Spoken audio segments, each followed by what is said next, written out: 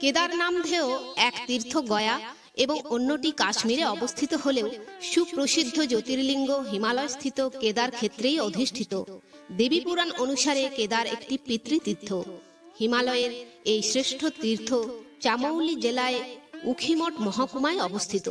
ঋষিকেশ থেকে কুণ্ডচটি, সেখান থেকে হাঁটা পথে 51 কিলোমিটার দূরবর্তী ত্রিযুগী নারায়ণ হয়ে কেদারনাথ পৌঁছতে 3 দিন লাগে।